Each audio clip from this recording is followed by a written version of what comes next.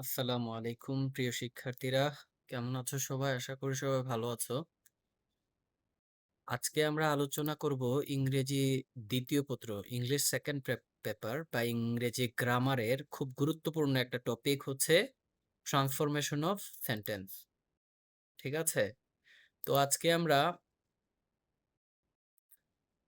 Transformation of sentence নিয়ে আলোচনা করব। তো ট্রান্সফরমেশন অফ সেন্টেন্স এটা অনেক লম্বা একটা বিষয়। সো আমরা ধাপে ধাপে অল্প অল্প করে স্টেপ বাই স্টেপ যাব, যাতে তোমাদের বুঝতে কোনো সমস্যা না হয়। প্রথমে আমরা আলোচনা করব অ্যাফার্মেটিভ টু নেগেটিভ। তোমরা জানো যে অ্যাসার্টিভ সেন্টেন্স হচ্ছে দুই ধরনের। ঠিক আছে? অ্যাসার্টিভ সেন্টেন্স একটা হচ্ছে অ্যাফার্মেটিভ আর একটা হচ্ছে নেগেটিভ।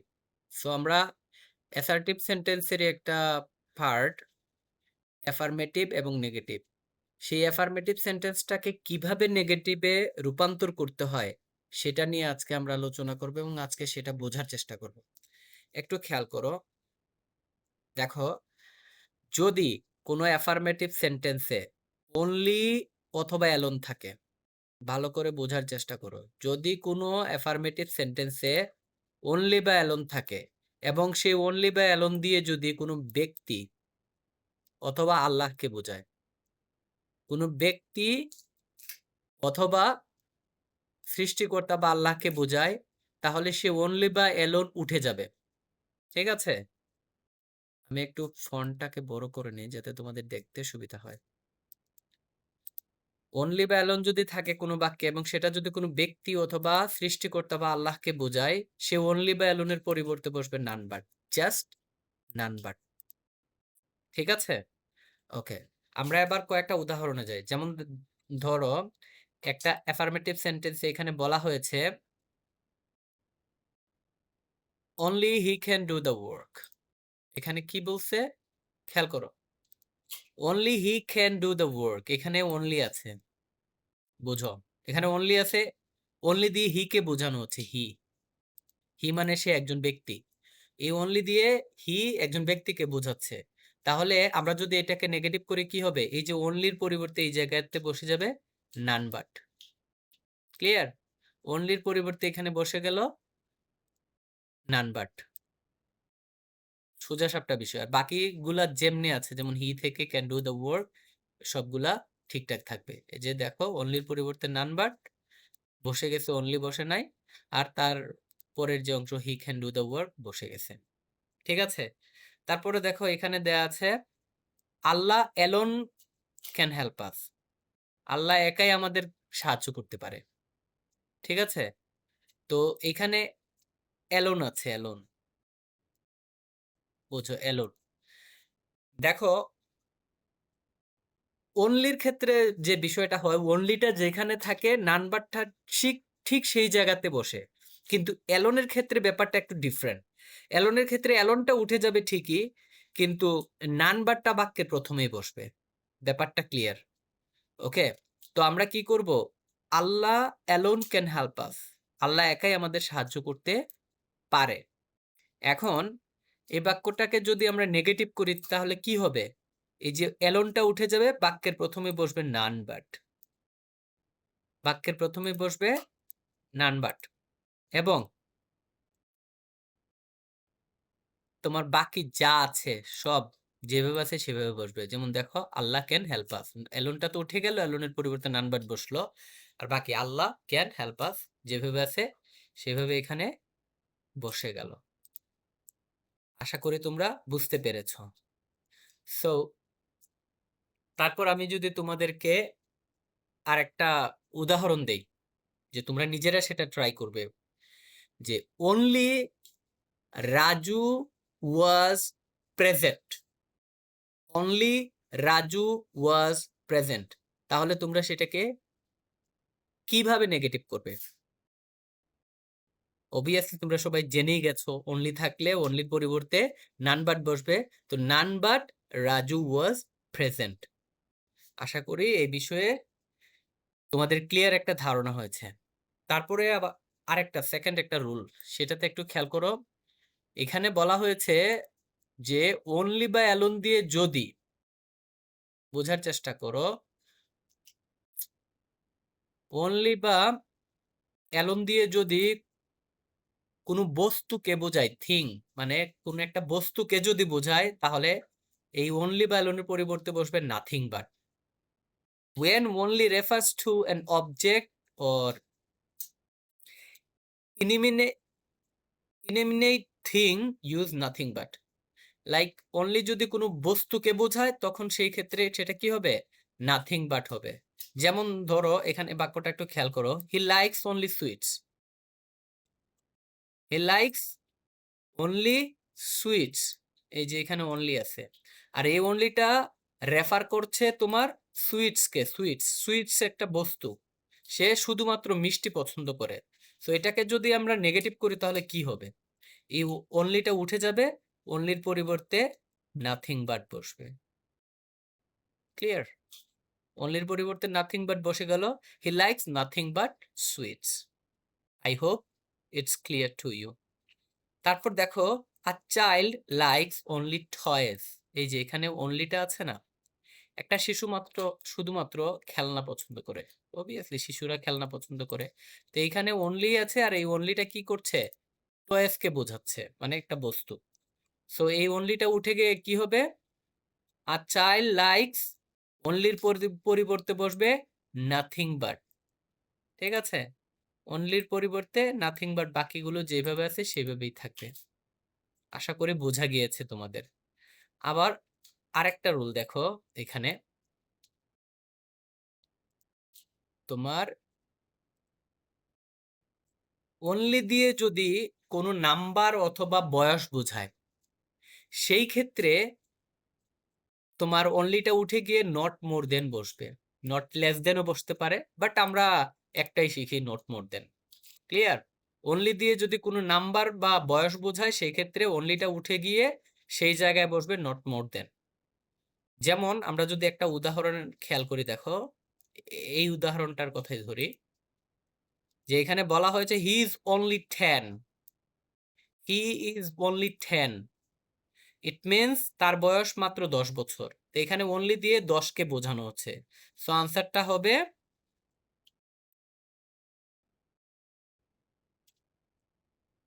এই যে অনলিটা উঠে গেল, অনলির পরিবর্তে নট মোর দেন, বাকি যা আছে যেভাবে আছে সেভাবে। হি ইজ নট মোর দেন 10। আবার এখানে আরেকটা উদাহরণ দিয়েছে, আই হ্যাভ অনলি 2 পেন্স। আমার মাত্র 2টা কলম আছে। আই হ্যাভ অনলি 2 পেন্স, আমার মাত্র 2টা কলম আছে। তো দেখো অনলি দিয়ে এই 2 পেন্স কে বোঝাচ্ছে, দুইকে বোঝাচ্ছে, এটা একটা সংখ্যা। অনলি দিয়ে যেহেতু সংখ্যাটাকে রেফার করছে, তাহলে এই সংখ্যার জায়গায় কি বসবে? অনলিটা উঠে গিয়ে নট মোর দেন বসবে। I have not more than 2 pens, not more than. এই যে অনলির পরিবর্তে নট মোর দেন বসে গেল। আশা করি তোমরা বুঝতে পেরেছো এইটুকু। আবার খেয়াল করো 4 নাম্বার রুলস। এখানে খেয়াল করো 4 নাম্বার রুলসে কি বলছে, খেয়াল করো একটু। বলছে মাস্ট যদি থাকে, হ্যাভ টু যদি থাকে, ক্যান যদি থাকে, 3টা শব্দ বলছে, মাস্ট, হ্যাভ টু, ক্যান। তাহলে এই দুইটা দিয়ে তোমার আনসার লিখতে হবে, হয় ক্যান নট বাট লিখবা, না হয় ক্যান নট হেল্প লিখবা। তবে এখানে কথা হচ্ছে, তুমি যদি ক্যান নট হেল্প লেখো তাইলে ঝামেলা আছে, ভার্বের সাথে আইএনজি বসাতে হবে। সো আমি চাচ্ছি না যে সেই ঝামেলায় যাও। সোজা সাপটা বিষয় ক্যান নট বাট, খালাস। ক্যান নট বাট লিখবা, হয়ে গেল। যেমন আমরা যদি একটা উদাহরণ দেখি, দেখো, you must obey your parents. তোমাকে অবশ্যই তোমার বাবা মাকে সম্মান করতে হবে। You must obey your parents, তাহলে এখানে কি আছে? মাস্ট আছে। তো মাস্ট থাকলে আমরা কি জানি, মাস্ট উঠে যাবে, আর মাস্টের জায়গায় বসবে ক্যান নট বাট। ক্লিয়ার ব্যাপারটা? মাস্টের জায়গায় বসবে ক্যান নট বাট। তো ইউ ক্যান নট বাট, বাকি যা আছে যেভাবে আছে সেভাবেই বসবে, ওবে ইউর প্যারেন্টস। ঠিক আছে? ওকে। তারপরে দেখো, we must yield to our fate. We must yield to our fate. তাহলে এখানে খেয়াল করো কি আছে? মাস্ট আছে। এই মাস্ট আমরা যদি তুলে ফেলি, মাস্টের পরিবর্তে ক্যান নট বাট বসবে। আচ্ছা, আমরা ক্যান নট হেল্প দিলাম না, এখানে দিছে, আমি আনসারে এখানে লিখছি can not, we can not help yielding to our fate. So আমরা ক্যান নট হেল্প নাই বা দিলাম, একটাই শিখি, ক্যান নট বাট দিলাম, ক্যান নট বাট যেভাবে আছে Y I E L B, yield to our fate, ঠিক আছে। We can not but yield to our fate, এই যে মাস্টের জায়গায় ক্যান নট বাট বসে গেল। আশা করি ক্লিয়ার। এটা আর একটা খুবই ইম্পর্টেন্ট রুল, প্রায় সময়ই এই রুল থেকে আসে, ঠিক আছে। খুব গুরুত্বপূর্ণ একটা রুলস হচ্ছে এটা, একটু খেয়াল করো। Both and, both dot dot and যদি থাকে, তাহলে বোথের জায়গায় not only dot dot but also বসে। বোথ এন্ড এই রুলটা যদি থাকে, সেটার সময় এই বোথ এন্ড নট অনলি বসে, ডট ডট দিয়ে বাট অলসো বসে। আমরা যদি একটা উদাহরণ দিয়ে দেখি, খেয়াল করো যে he ate both fish and meat, ঠিক আছে। He ate both fish and meat, এই যে বোথ আছে, তারপরে এখানে তোমার এন্ড আছে, ওকে। তাহলে আমরা কি করব, হি এইট প্রথমে আছে, এই যে বোথ, বোথের জায়গায়, প্রথম বোথের জায়গায় নট অনলি বসলো, ঠিক আছে, আর এন্ডের জায়গায় বাট অলসো বসলো। ক্লিয়ার? বোথের জায়গায় নট অনলি, এন্ডের জায়গায় বাট অলসো, বাকি যেভাবে আছে সেইভাবেই। He ate both fish and meat, সে ফিশ এবং মিট দুইটাই খায়। তাইলে আমরা কি করলাম, he ate not only fish but also meat, ঠিক আছে। যে বোথের জায়গায় নট অনলি বসলো, এন্ডের জায়গায় বাট অলসো বসলো। ক্লিয়ার? যদি আরেকটা উদাহরণ দেই আরো ক্লিয়ার হবে, যেমন ধরে এইখানে বোথ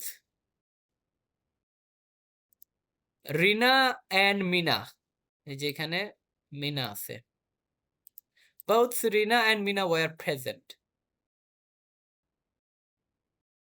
ঠিক আছে। বোথ, আচ্ছা, both Ritu and Maria were present, both Ritu and Maria were present. তাইলে আমরা যদি করি এটাকে নেগেটিভ করতে চাই, তাহলে কি হবে দেখো, বোথের জায়গায় আমরা কি করব, বোথের জায়গায় আমরা বসাবো নট অনলি, ভেরি সিম্পল, সবাই তোমরা জানো। বোথের জায়গায় আমরা বসাবো কি not only, not only Ritu, তারপর এন্ডের জায়গায় বসাবো কি but also, but also Maria was present, but also Maria was, was হবে না, এটা হবে were, were present. Not only Ritu but also Maria were present. আশা করি বুঝতে পেরেছো। বাক্যটাকে যদি আর একটু ফন্টটাকে বড় করি, তোমাদের দেখতে সুবিধা হবে।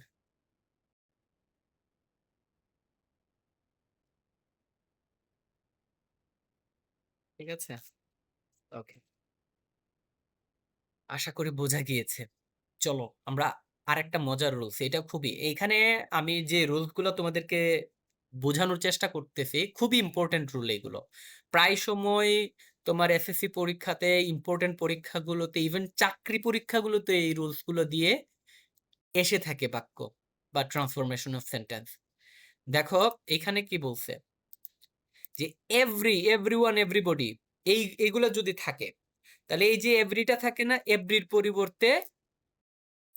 পরিবর্তে তুমি বসাইবা দেয়ার ইজ নো, তারপরে এভরির পরের শব্দটা ডট ডট দিছি, মানে এভরির পরের শব্দটা, তারপর বসবে বাট, তারপর যা আছে যেভাবে আছে সেভাবে দেখে দেখে লিখে ফেলবা। যেমন ধরো এখানে এই বাক্যটার কথাই চিন্তা করো, এখানে কি বলছে, every mother loves her child, প্রত্যেক মা তার সন্তানকে ভালোবাসে। এভরি, এই যে খেয়াল করে এখানে এভরি, এই এভরির পরিবর্তে আমরা কি বসাবো বলো?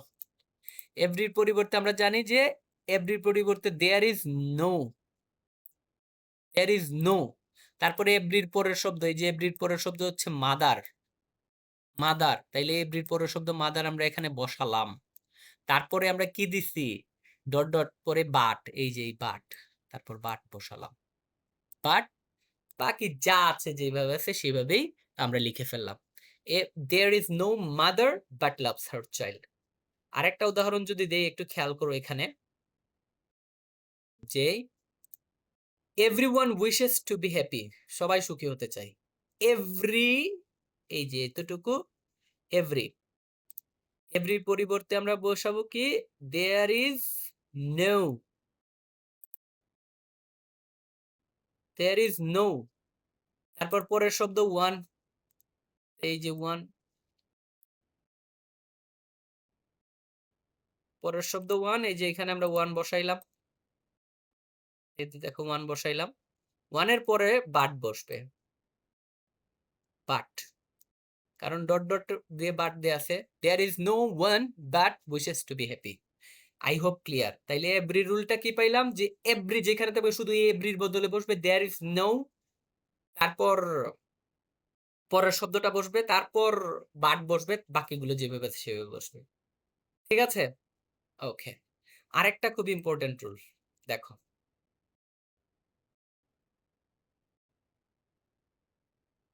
এখানে বলা হয়েছে যে as soon as যদি থাকে, তাহলে as soon as এর বদলে এটা উঠে যাবে, তার বদলে বলবো no sooner had, dot dot দিয়ে তারপর দেন, তারপর বাকি যা আছে তাই। আমরা যদি একটু উদাহরণের মাধ্যমে বুঝি, দেখো এখানে, এখানে একটা উদাহরণ দেয়া আছে, একটু খেয়াল করো। এখানে বলা হয়েছে as soon as the thief saw the police he ran away, as soon as the thief saw the police he ran away। তাহলে এই যে আনসারটা দেখো একটু খেয়াল করো, as soon as এর পরিবর্তে আমরা কি বসাবো, no sooner had, no sooner had the thief seen the police। এই যে হেড থাকার কারণে সটা, এই যে এই সটা সিন হয়ে গেছে, হেডের পরিবর্তে আমরা জানি যে হেড যেখানে থাকে সেখানে পরে যদি ভার্ব বসে হেডের পরে, তাহলে সেই ভার্বটা পাস্ট পার্টিসিপল হয়ে যায়, তাই এখানে সো সিন হয়ে গেছে, সো এর পাস্ট পার্টিসিপল ফর্ম হচ্ছে seen, seen the police, no sooner had the thief seen the police, তারপরে এই যে দেখো এখানে কমা, এই কমার জায়গাতে আমরা বসাইছি এখানে দেন, ওই যে ওখানে ডট ডট ডট দিয়ে দেন আছে না, এই যে কমার জায়গায় দেন বসবে। সবসময় মনে রাখবা, এই যে নো সুনার হ্যাড দিয়ে বাক্যটা, no sooner had the thief saw the police seen the police, তারপরে হচ্ছে গিয়ে কমার জায়গায় দেন বসবে, দেন হি ran away, যা আছে তাই। আরেকটা উদাহরণের মাধ্যমে একটু খেয়াল করো, এই যে এখানে, এখানে বলা হয়েছে যে as soon as the bell rang the students left the room। তাহলে কি হবে, আশা করি সবাই বুঝতেই পেরেছো, as soon as, আর এটার জায়গায় এখানে আমাদের কি হবে, ফন্টটা বড় করে নেই, এখানে as soon as এর পরিবর্তে আনসারে কি হবে, no sooner had the bell rang, the bell rang এর past participle from rang, as soon as the bell rang, তারপর কমার জায়গায় দেন, এই যে দেন, কমার জায়গায় দেন, তারপর পরের বাক্য the students left the room, the students left the room। আশা করি বোঝা গিয়েছে। কোনো সমস্যা হলে কোয়েশ্চেন তো করতেই পারো। সুপারলেটিভ ডিগ্রি যদি থাকে সেইটারে no other dot dot dot as so, as অথবা সো দুইটা থেকে যে কোনো একটা বসাইতে পারো, ডট ডট এজ। ঠিক আছে, এইভাবে হয়। তো ডিগ্রি কম্পারিজন অফ অ্যাডজেক্টিভের আমি আলাদা কয়েকটা, তিনটার ডিগ্রির জন্য তোমাদেরকে তিনটা রুলস দিব, এবং সেই রুলস গুলো পড়লে ডিগ্রি গুলা সব তোমাদের কাছে ইজি হয়ে যাবে। আচ্ছা চলো তাহলে আমরা এখানে শিখে নেই। বলছে he is the best boy in the class, he is the best boy in the class, এটা তো তোমার সুপারলেটিভ ডিগ্রি, তাহলে এটাকে কি করতে হবে, এই পজিটিভ ডিগ্রি করলে এটা নেগেটিভ হয়ে যাবে। যেমন no other boy in the class is as good as he, এটা হচ্ছে পজিটিভ ডিগ্রির রুলস। ঠিক আছে, no other boy in the class is as good as he, তাহলে সুপারলেটিভ ডিগ্রি থাকলে নো আদার বসবে প্রথমে। সো আমরা দিলাম নো আদার, তারপর তোমার কি হলো, subject boy in the class is as good as he. So আমরা ডিগ্রি নিয়ে তোমার আলাদা একটা আলোচনা করব কম্পারিজন অফ অ্যাডজেক্টিভ নিয়ে। আলাদা একটা আলোচনা করব, সেই আলোচনায় তোমাদেরকে একদম পানির মতো সহজ করে বুঝিয়ে দেব কম্পারিজন অফ অ্যাডজেক্টিভ এবং সেটাকে কিভাবে চেঞ্জ করতে হয়। ঠিক আছে, so don't worry about it. So এখানে বলছে টু টু যদি থাকে, এই রুলটাতে দেখো টু টু যদি থাকে এবং সেটাকে যদি তোমার নেগেটিভ করতে হয় তাইলে কি করবা, এটাই ক্যান নট অথবা কুড নট। যেমন একটু খেয়াল করো, he is too weak to work, he is too weak to work. যেমন এখানে টি ডাবল ও টু, খেয়াল করো আমি কি করতেছি, টু লাল মার্ক করতেছি এবং আরেকটা হচ্ছে টি ও টু, দুইটা টু আছে, একটাতে দুইটা ও, প্রথমটাতে দুইটাতে ও, একটাতে একটা ও। তো এটা যেভাবে আছে সেভাবেই থাকবে, শুধু একটু বোঝার চেষ্টা করো যে প্রথম টু এর জায়গায় বসবে so. Okay, he is so weak, পরের শব্দটা একটাই শব্দ, পরের শব্দ উইক, এটা বসবে পরে টু, যে টুটা উঠে যাবে, উঠে দ্যাট, দ্যাট আবার সাবজেক্ট হিটা বসবে, that he can not work. He is too এর পরিবর্তে, দুইটা টু এর পরিবর্তে সো উইক, তারপরে এই যে এটা বসবে দ্যাট হি ক্যান নট, বাকি যেটা আছে that he can not, that he can not, সবগুলো জায়গায় দ্যাট হি ক্যান নট, পরে টু এর টা উঠে গিয়ে দ্যাট হি এরকম বসবে, মানে দ্যাট সাবজেক্ট যে প্রথমে যে যেটা থাকবে ওটা আবার বসবে। ঠিক আছে, দ্যাট এর পরে আবার প্রথম শব্দটা আবার বসবে। ঠিক আছে, ওকে। এই বাক্যটা একটু খেয়াল করো, তাহলে একদম ক্লিয়ার হয়ে যাবে তোমাদের কাছে। বলছে the sum was too difficult for me to solve, তাহলে একটা টু, দুই ও ওয়ালা টু আর একটা এক ও ওয়ালা টু। ওকে, তাইলে দেখো আনসারটা, the sum is so difficult that I could not solve it. Okay, so two, the sum was so, আমরা জানি প্রথম টু পরিবর্তে so, তারপরের শব্দ ডিফিকাল্ট, that, ঠিক আছে, that difficult, পরের শব্দ that I could not solve it. For me, so difficult for me লিখতে পারো for me that I could not solve it, না লিখলেও কোনো সমস্যা নাই। ওকে,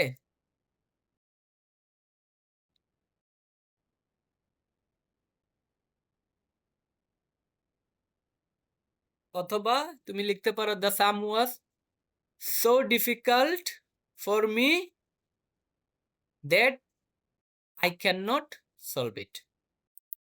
ওকে, আচ্ছা, তো এখানে খুবই ইম্পর্টেন্ট একটা, এই ধরনের বাক্যগুলো আসলে খুব বেশি আসে পরীক্ষায় বিভ্রান্তির জন্য। ঠিক আছে, যেমন ধরো যদি ইউনিভার্সাল ট্রুথ ওয়ালা কোনো বাক্য থাকে এবং সেটাকে যদি নেগেটিভ করতে বলে, সেটাকে তো করা যাবে না। ইউনিভার্সাল ট্রুথ যেটা, এটাকে কখনোই করা যাবে না। যেমন ধরো হেলথ ইজ ওয়েলথ, স্বাস্থ্যই সম্পদ, এটা তো চিরন্তন সত্য। সো এটাকে তো নেগেটিভ করতে পারবে না, এটাকে তুমি ইন্টারোগেটিভ বানিয়ে ফেলবা, খালাস, শেষ। এন্ড ইন্টারোগেটিভের সিস্টেমটা কি, আমরা ইন্টারোগেটিভ যখন করব অ্যাফার্মেটিভ টু ইন্টারোগেটিভ, তখন আমরা এই বিষয়গুলো নিয়ে আলোচনা করব, তখন এটা তোমাদের কাছে আরো ইজি ইজি হয়ে যাবে। ঠিক আছে, তারপরে এখানে অল্প আলোচনা করি। যেমন ধরো হেলথ ইজ ওয়েলথ, এখানে ইজ আছে, ইজটা হচ্ছে অক্সিলারি ভার্ব। ঠিক আছে, এরকম অক্সিলারি ভার্ব যুক্ত কোনো চিরন্তন সত্য বাক্য যদি হয়, তাহলে অক্সিলারি ভার্বের সাথে নট দিয়ে সেটা সামনে চলে যাবে। এই যে দেখো ইজ নট, সেটা সামনে চলে আসলো, বাকিগুলা যেভাবে আছে সেভাবেই থাকবে, খালাস। তারপরে যে দেখো the sun sets in the West,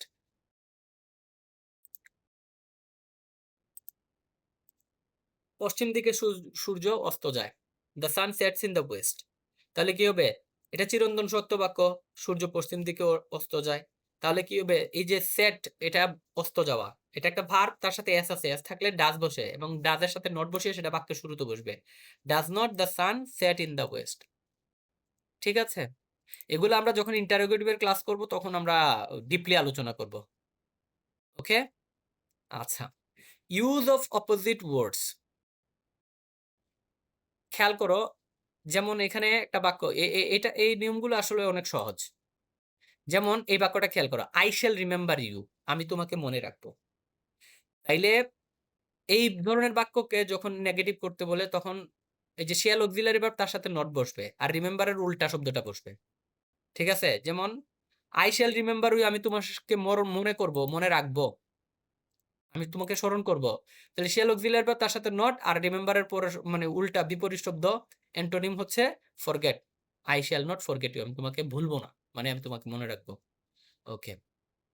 He is an honest man, তিনি একজন সৎ লোক। ঠিক আছে?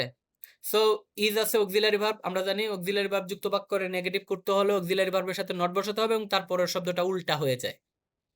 অক্সিলারি ভার্ব যুক্ত বাক্যকে যদি নেগেটিভ করতে বলে তাহলে অক্সিলারি ভার্বের সাথে একটা নট বসে এবং তারপরের শব্দটা উল্টা হয়ে যায়, যেটা আছে উল্টা।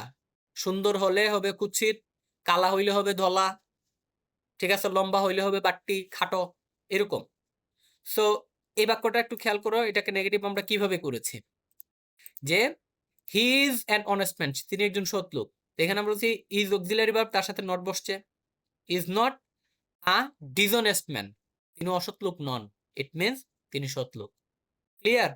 তারপরে যদি ক্লিয়ার না হও কোয়েশ্চেন করবা, আমি আনসার দেওয়ার চেষ্টা করব।